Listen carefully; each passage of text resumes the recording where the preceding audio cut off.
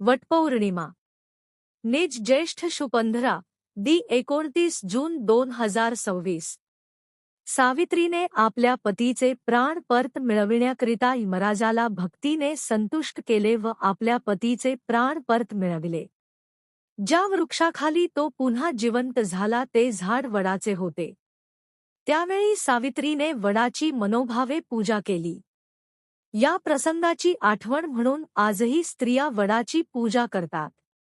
वड हे देवतुल्य असे झाड आहे. त्या ठिकाणी श्री स्वामी समर्थ महाराजांचे वास्तव्य असते. महाराज नेहमी म्हणायचे की दत्तनगर वडाचे झाड मूळ म्हणजेच या विश्वाचे मूळच महाराज आहेत. वड ही अतिशय बहुगुणी औषधी वनस्पती आहे. गुढीपाडव्याला आपण वडाचीच मुळी दरवाजावर बांधत असतो.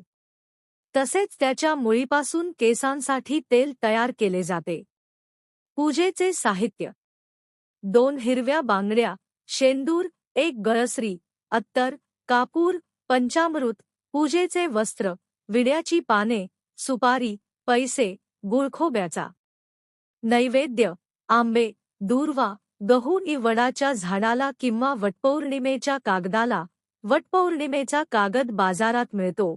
तिहेरी दोरा बांधावा. सूत कापसाचे काढलेले असावे.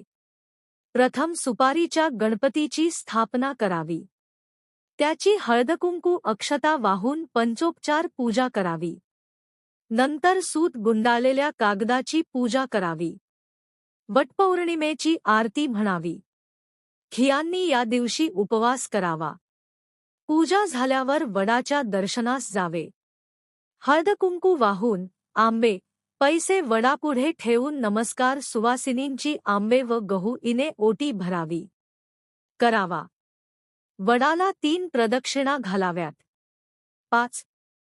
ज्येष्ठ महिन्यात पौर्णिमेच्या दिवशी भारताच्या बऱ्याच भागात अजूनही सावित्रीव्रत सौभाग्यवती स्त्रिया करतात. पतिव्रता ही कशी असावी याचा सावित्री हा आदर्श समजला जातो आणि तिची स्मृती सर्व भारतीय स्त्रियांनी दीर्घकाळापासून जागृत ठेवली आहे. सावित्रीचे चरित्र लोकप्रिय असून अनेक ग्रंथात त्याचे वर्णन केले आहे.